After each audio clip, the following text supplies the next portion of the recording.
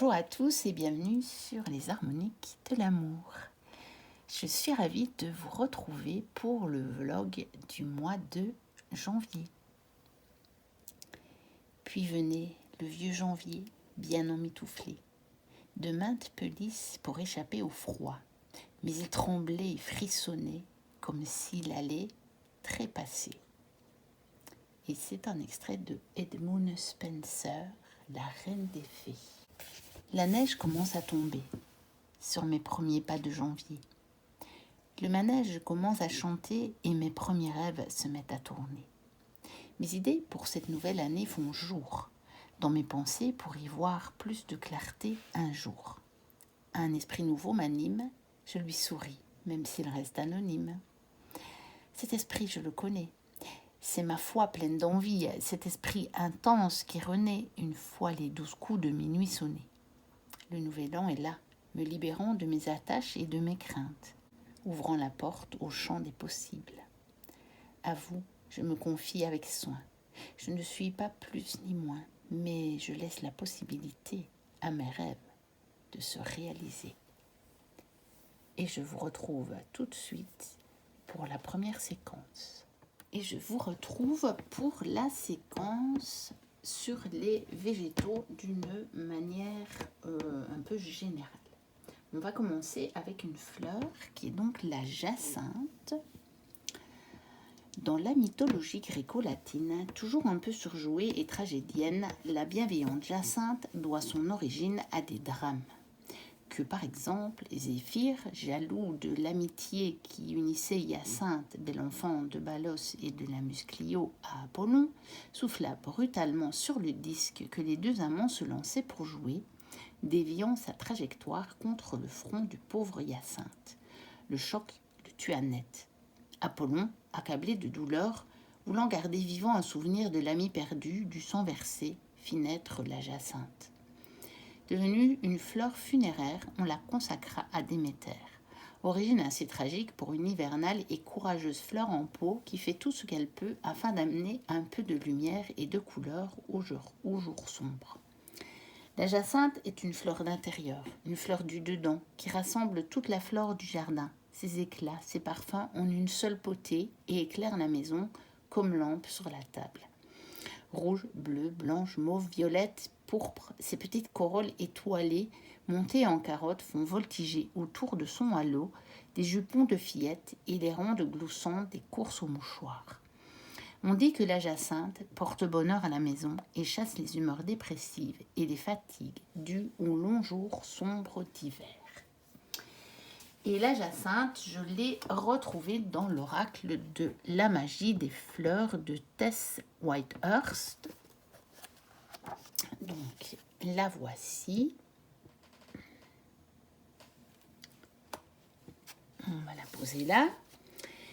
Et la jacinthe nous parle d'attraction irrésistible, d'abondance et de luxe, d'attraction des cadeaux, du charme irrésistible, d'éclat prestigieux et d'influence. C'est la nature même de la jacinthe de magnétiser l'attention et la dévotion d'autres êtres, tels que les abeilles et les êtres humains, avec sa beauté exquise et son parfum irrésistible. De même, dans les circonstances actuelles, vous êtes invité à utiliser votre pouvoir d'attraction afin d'obtenir le résultat escompté. Tandis qu'il y a certainement des moments où il est approprié de placer les yeux sur votre cible, puis de vous jeter sur elle comme un dard, la présente situation demande plutôt de vous comporter comme un aimant, de demeurer exactement comme vous êtes et d'attirer l'objet de votre désir avec la force irrésistible de votre propre attraction. Il s'agit donc ce mois-ci de nous rendre magnétiques, attirants, charismatiques. Voilà pour le message de la jacinthe. Alors, ensuite, nous avons le gui. La plante du père Janvier, c'est le gui. Il affectionne ce rameau sans racines qui pousse entre deux mondes, entre ciel et terre, suspendu dans l'espace et le temps. Avec sa boule bourrue accrochée à la branche, on dirait le nid mal fagoté d'un oiseau bizarre. Rien de son aspect n'évoque le passé, le rameau d'or des druides dont il tirait la panacée, l'élixir de vie. Mais janvier sait ce que ce bouquet vert de l'arbre dépouillé ouvre la porte à l'an nouveau. Druide Luce, chez les anciens, Gaël, l'herbe du druide en Alsace, le gui est aussi le rameau du baiser. C'est sous sa couronne accrochée au plafond que l'on s'embrasse pour s'assurer bonheur, santé, prospérité tout au long de l'année. Et le gui, je l'ai évidemment retrouvé, comme c'est mentionné dans le texte, dans l'oracle druidique des plantes de Philippe et Stéphanie Cargom et illustré par Will Worthington. Et donc, voici le gui.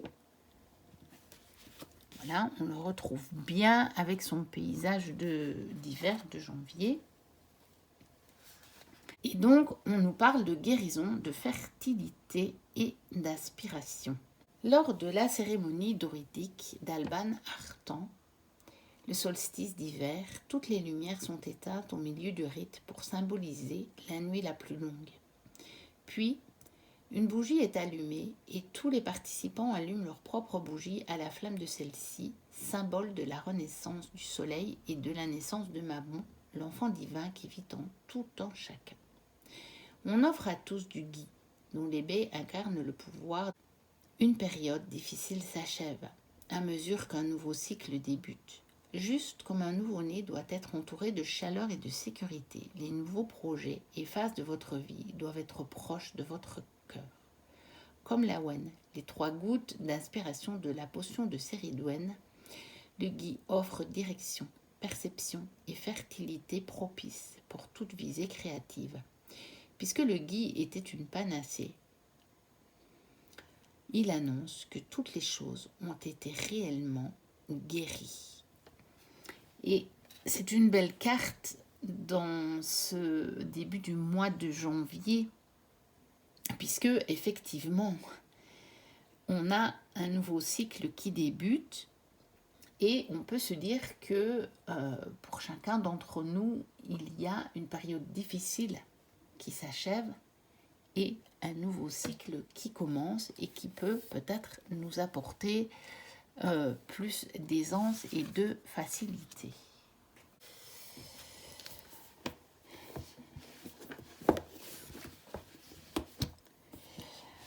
Ensuite, comme arbre du mois, nous avons le peuplier.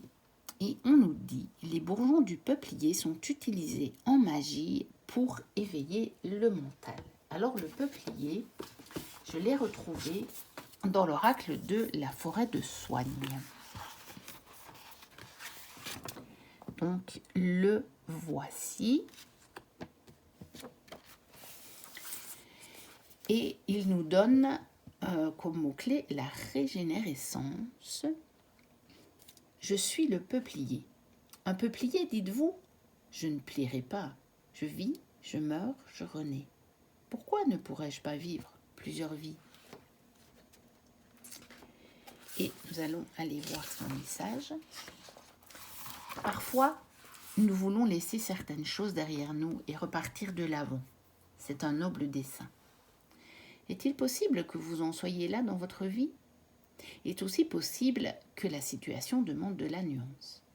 S'il s'agissait de reconstruire sur les fondations existantes, faites l'effort de lister tout ce que vous avez appris et entrepris, y compris ce que vous avez tendance à renier aujourd'hui. Rien n'est venu dans votre existence sans une bonne raison. Aucun enseignement ne mérite d'être oublié. Vous devez trouver le moyen de vous régénérer. Repos, tendresse, voyage. Vous devez trouver le moyen de transformer, non pas détruire et tout recommencer. Le monde entier est en mutation. Si le nouvel âge existe, il trouvera ses racines dans l'âge existant. C'est une grande erreur que nous commettons. Rien ne se crée à partir de rien. Le vide lui-même est teinté de ce qui nous a remplis précédemment. Nos pensées, nos souvenirs, nos ancêtres, notre culture, tout ceci existe. Pourquoi le nier? Toutes nos expériences passées servent à cela. transformer notre avenir. Par exemple, vous souhaitez rencontrer une personne dans votre vie intime? Faites le point sur vos relations passées. Prenez chaque amour que vous avez vécu. Qu'avez-vous appris? C'est aussi cela, se régénérer. Donner du poids aux expériences anciennes. Alors, les choses que vous souhaitez, sous une forme que vous ne connaissez pas encore, arriveront, plus vite que vous ne le pensez. Alors, ce que vous avez planté montera vers le ciel dans la fluidité. Coupez ce que vous devez couper, mais gardez la racine.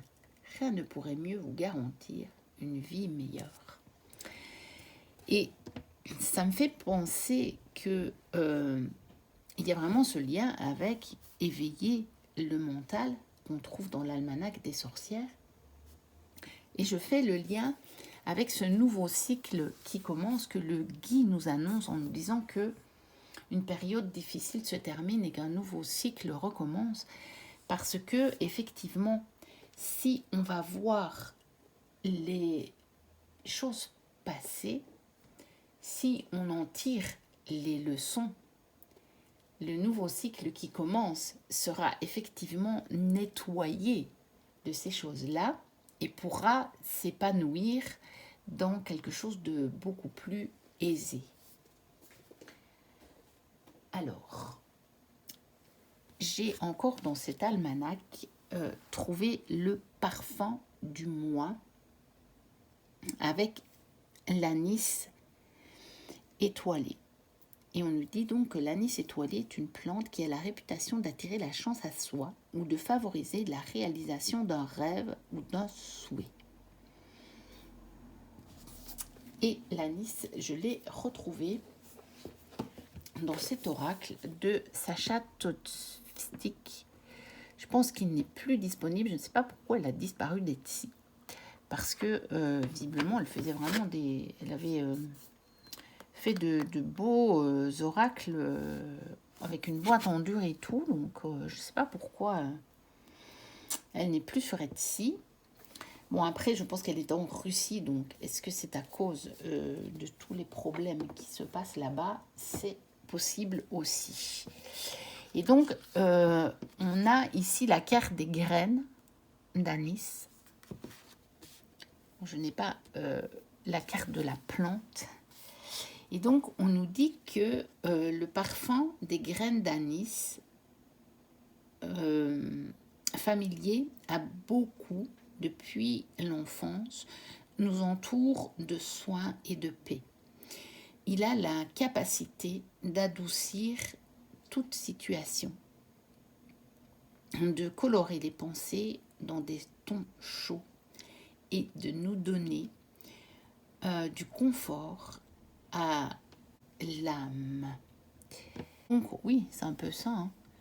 Si je reprends d'attirer la chance, favoriser la réalisation d'un rêve ou d'un souhait, c'est un peu ça, l'habilité d'adoucir toutes les situations et de colorer les pensées de ton chaud. Donc, on va pouvoir, si on a des pensées avec des tons chauds, attirer des choses chaleureuses dans notre vie et retrouver du confort. Et pour les fruits et légumes, je suis allée les chercher dans mon hiver cosy de Caroline Millet. Parce que dans l'éphéméride, il n'y a pas grand-chose pour les mois d'hiver. Il y a beaucoup de légendes, mais il n'y a pas nécessairement de la matière pour retrouver dans les jeux. Donc, ici, il y en a beaucoup. Et j'ai fait une sélection puisque c'est hiver. Donc, probablement que j'en rechercherai d'autres pour le vlog du mois de février et peut-être même pour celui du mois de mars. Alors, dans les légumes, j'ai sélectionné le chou-fleur que j'ai retrouvé dans l'oracle de la magie verte. Donc, c'est la première fois que vous le retrouvez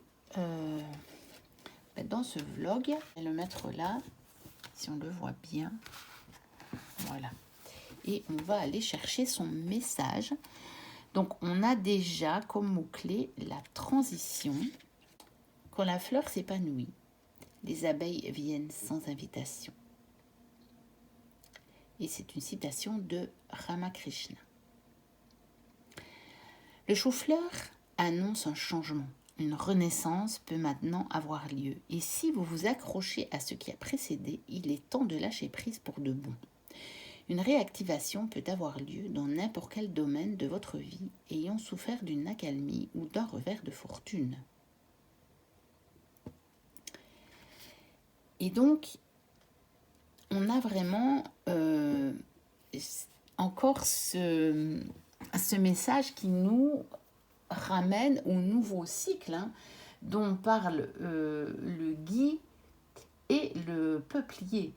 Donc, je suis toujours émerveillée de voir comment les liens se font entre les différentes choses. Pourtant, ce chou-fleur, je l'ai cherché, je l'ai pris comme ça.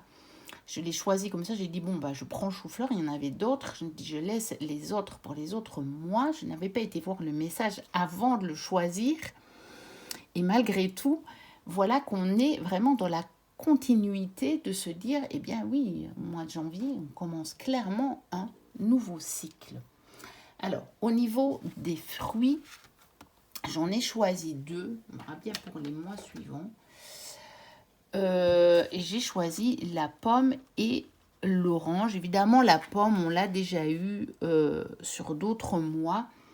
Mais comme c'est le premier vlog du mois pour lequel j'ai cet oracle de la magie verte, je me suis dit qu'on allait aller voir ce message. Donc, nous avons la continuité pour la pomme.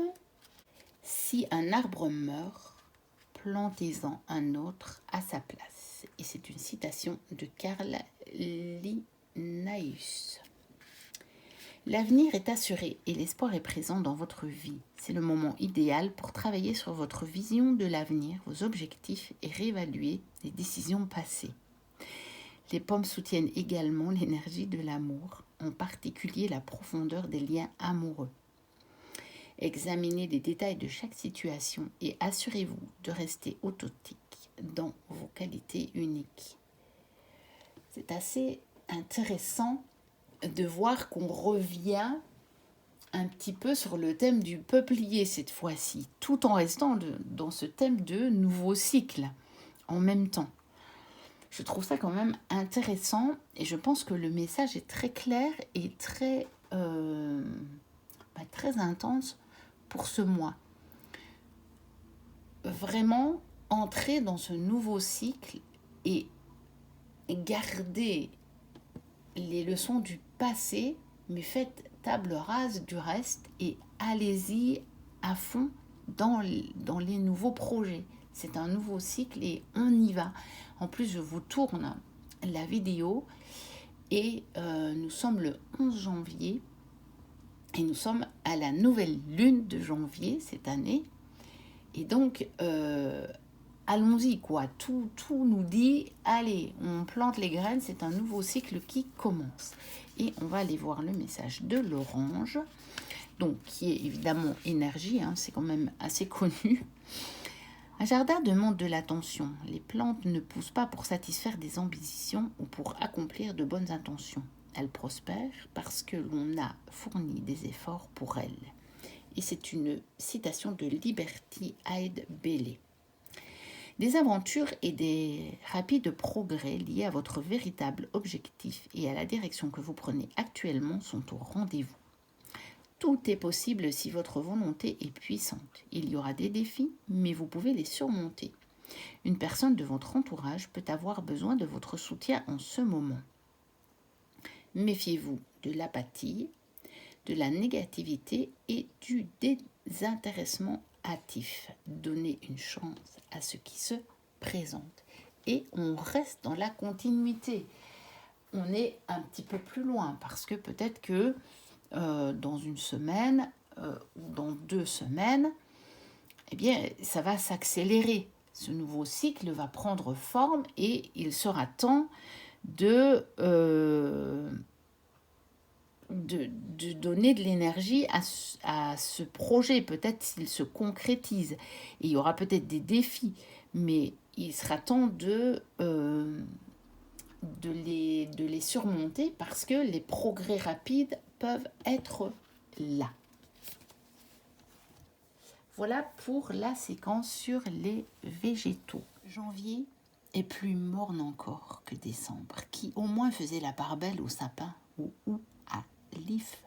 Alors luisante et résistante verdure emperlée de baies rouges. Dépouillés, les murs se recroquevillent autour de la fenêtre qui n'offre plus que l'image d'une campagne ou d'un jardin décoloré. Il n'y a pas plus trompeur que les simagrées de l'hiver qui fait semblant de fuir pour mieux endormir les méfiances et se retourner d'un seul coup, la laine mauvaise, les crocs retroussés, enragés à éteindre les premiers brassillements d'un soleil encore convalescent. Derrière les champs noirs, les talus ébouriffés, les sous-bois en dépenaille, au mi-temps d'un carrefour de plein vent, commère niveauuse a rencontré commère pluviose. Il ne manquait plus qu'elles se retrouvent, ces deux sorcières de Luron en foire. Elles se frottent la hure, se tapent sur la bosse, papotent, radodent leur vipérine rosserie et toutes deux remontées décident de s'associer, de refaire route ensemble. Depuis 1 an qu'elles ne s'étaient pas vues. Ça fait des jours et des méchants tours à rattraper. Elles s'en régalent déjà. Nous voici arrivés à la fin de ce vlog. N'hésitez pas à liker, à commenter, à vous abonner si vous passez par là et que ce n'est pas encore le cas et que le cœur vous en dit bien entendu. Moi je vous dis à très bientôt pour une prochaine vidéo et d'ici là portez-vous bien. Bye bye.